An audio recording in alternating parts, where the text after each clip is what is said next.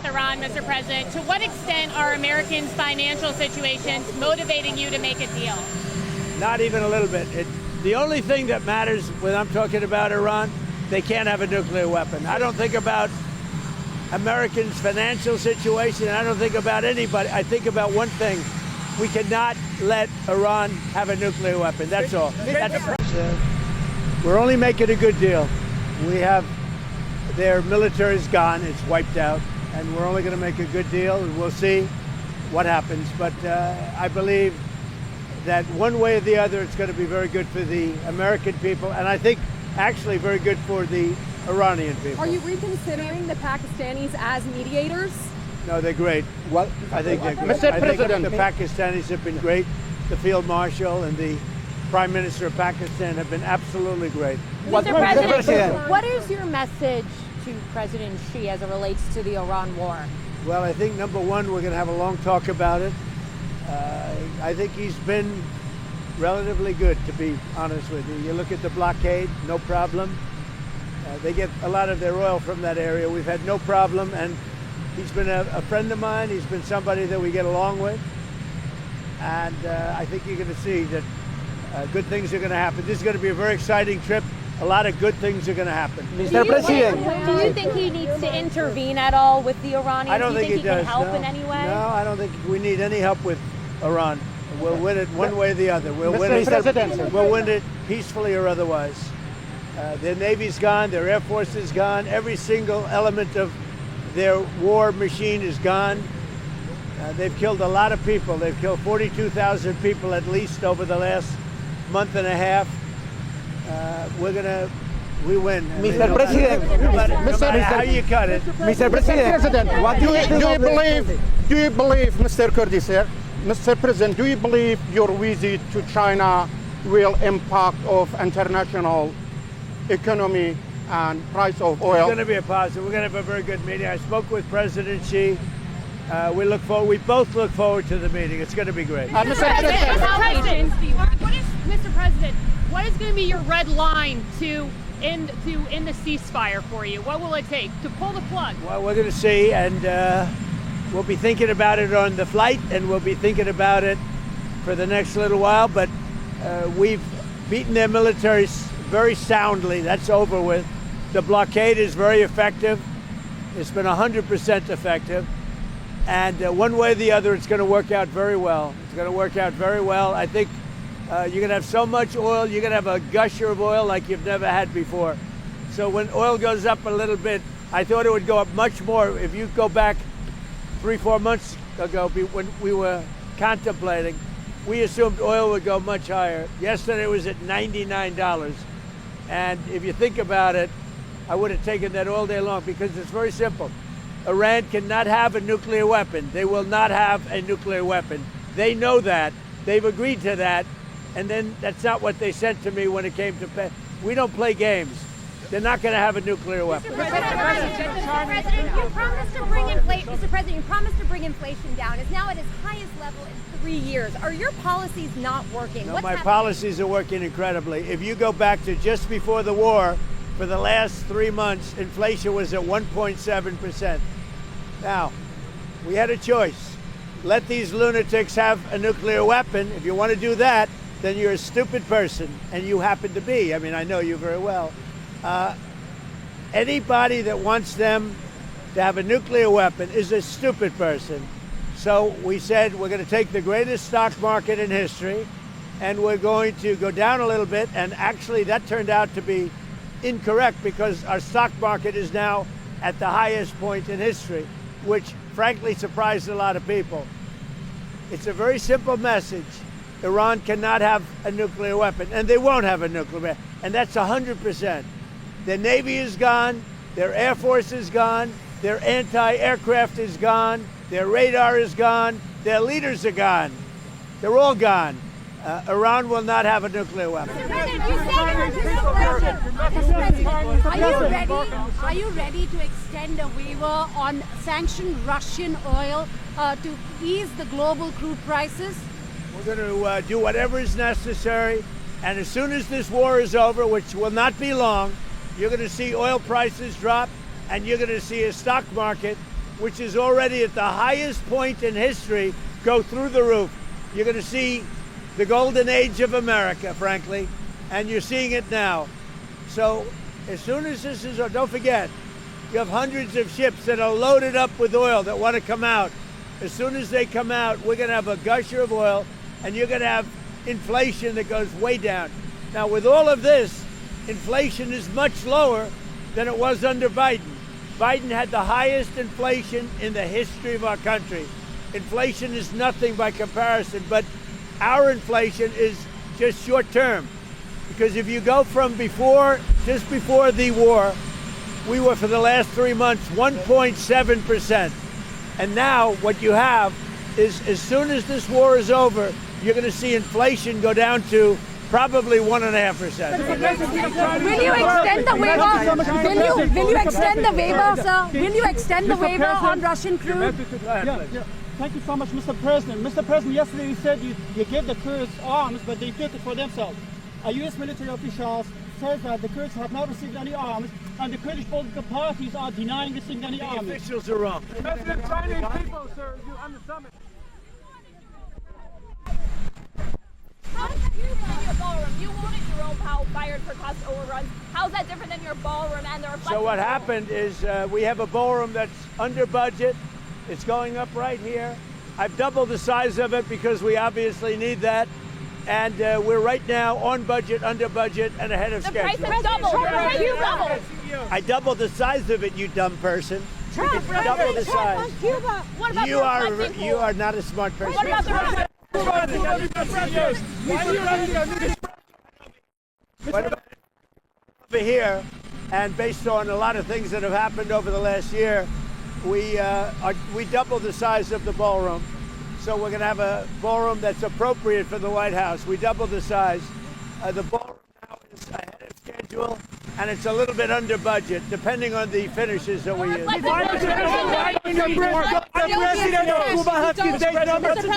president of Cuba has his days numbered. Well, they're not doing well. Cuba is not doing well. It's a failed nation, and we'll be talking about Cuba at the right time. Mr. President, let me ask you about Venezuela. Some Venezuelans are concerned that there are some political prisoners still in their prisons. Would you do something about that? Yeah, we'll do it. We're going to get them all out. And I'll tell you what, Delcy's doing a great job. The people of Venezuela are thrilled with what's happened. They can't even believe it. They're dancing in the streets. And as you know, we have Exxon, we have Chevron, we have all of the big companies going in. And Venezuela now is making more money than they've made in the last 25 years. Mr. President, excuse me, sir. As you know, they let a lot of the political prisoners out, and the rest will be coming. Did you ask Marty McCary to resign, sir? Or did you fire your FBI Well, I don't want to say, commissioner? but Marty's a great guy. He's a friend of mine. He's a wonderful man, and he's going to be off. And the assistant, the deputy, is taking over temporarily until we find. Everybody wants that job. It's a very important job. Marty's a terrific guy, but he's going to go on and he's going to lead a good life. He was having some difficulty. You know, he's a great doctor, and he was having some difficulty, but he's going to go on and he's going to do well. Everybody wants that job. Midterm elections, would you send the National Guard or ICE to voting locations in November? Would you do that? Well, you know what? I'd do anything necessary to make sure we have honest elections. We have to have honest elections. So you're not ruling that out? A quick question, Mr. President. This month is considered to be the month of Africa. On the May 25th, we'll be celebrating Africa Day. Would you mind doing something special, like 10-minute interview to speak about your views on the Africa? We would do that. Ceasefire is on life support. Is President Xi the person to bring it back to life? Well, we'll see what happens. We're going to have a great meeting in China. He's a wonderful guy. He's a friend of mine, and we're going to have a great meeting. We do a lot of business with China. We do very well with China, and they do well with us. And The relationship is very good. We're going to have a great. We are going to have a great But do you meeting. think he's got what it takes to convince the Iranians? Whatever he can do to help, we like. with you about Mr. President. Will you be able to talk about the end of the war in Ukraine with the Yeah, president? I think it's getting very close. The end of the war in Ukraine, I really think it's getting very close. Will China invest $1 trillion in the U.S.? Will China invest $1 trillion in the U.S.? Will When China you're invest? negotiating with Iran, Mr. President, to what extent are Americans' financial situations motivating you to make a deal? Not even a little bit. The only thing that matters when I'm talking about Iran, they can't have a nuclear weapon. I don't think about Americans' financial situation. I don't think about anybody. I think about one thing. We cannot let Iran have a nuclear weapon. That's all. That's the only thing that motivates. Or NATO? Say it? What is more broken, NATO or OPEC? Well, OPEC is having some difficulty right now because one of those things, but that has nothing to do with me. NATO was very disappointing to me. NATO was not there when we wanted them. We don't need NATO. We don't need NATO. But if we did need them, they just weren't there. Do you think President Xi can help and contribute to a deal with Iran? He could. I mean, it might be. I don't think we need any help with Iran, to be honest with you. They're defeated militarily, and they'll either do the right thing or we'll finish the job. They're either going to do the right thing or we're just going to finish the job.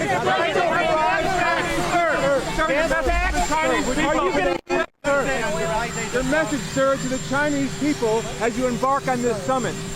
That we're going to have a great relationship for many, many decades to come. My relationship with President Xi is a fantastic one. We've always gotten along, and we're doing very well with China, and working with China has been very good. So we look forward to it. As you know, President Xi will be coming here toward the end of the year, so that'll be exciting too. I only wish we had the ballroom finished. The ballroom is right on budget and ahead of schedule, but I wish we had it finished. Sir, now. on the gas You also may want to do one other thing. You may want to go see the reflecting pool, because that's under construction, and for the first time since 1922, it's going to work properly. Sir, on the gas tax, Thank you, Mark Stone from Sky News. What's your advice to Keir Starmer, sir? He seems to be on the brink.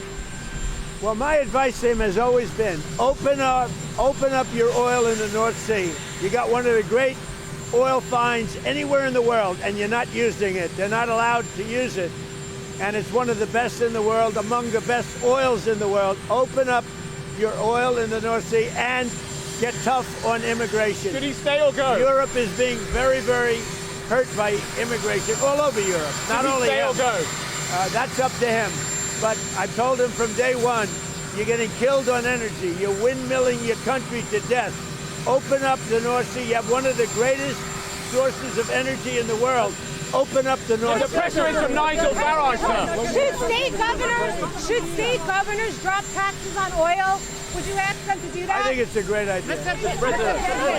May I ask you two questions? Has there been any understanding between you and Putin that Russia should get entire Donbass?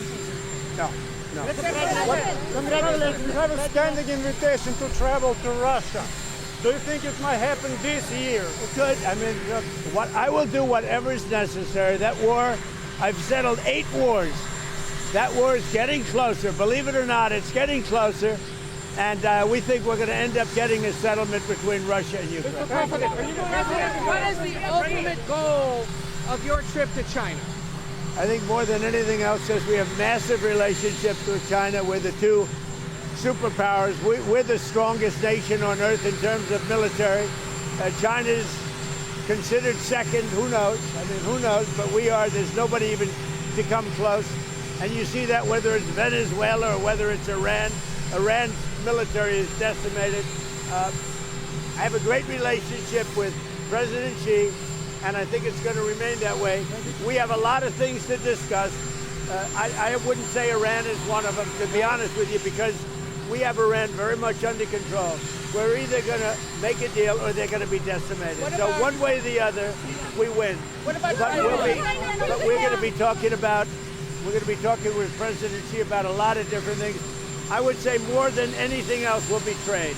President, just to clarify, did you say earlier that the only thing that matters to you when it comes to Iran is a nuclear weapon? You're not considering the financial impact of this war on Americans? The most important thing by far, including whether our stock market, which by the way is at an all-time high, but including whether or not our stock market goes up or down a little bit, the most important thing by far is Iran cannot have a nuclear weapon. What about the pressure on Americans and prices right now? Every American understands.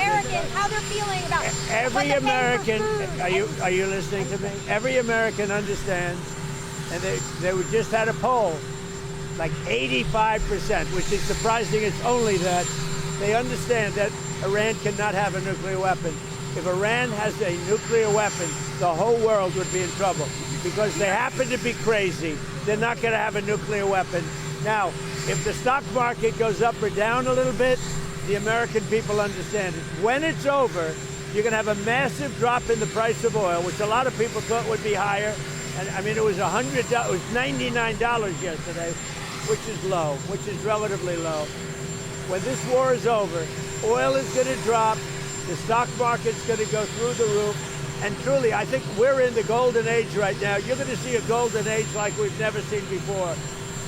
The minute it's announced, and I'll be the one to announce it because I'm the one that makes that decision, I could leave right now, and it would take them 25 years to rebuild their country. But I don't want to do that. I want to have it complete and total. So you ready?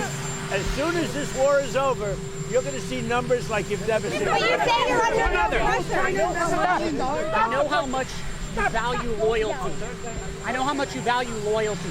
Are you comfortable with people serving in the military if they personally oppose the Iran war or you?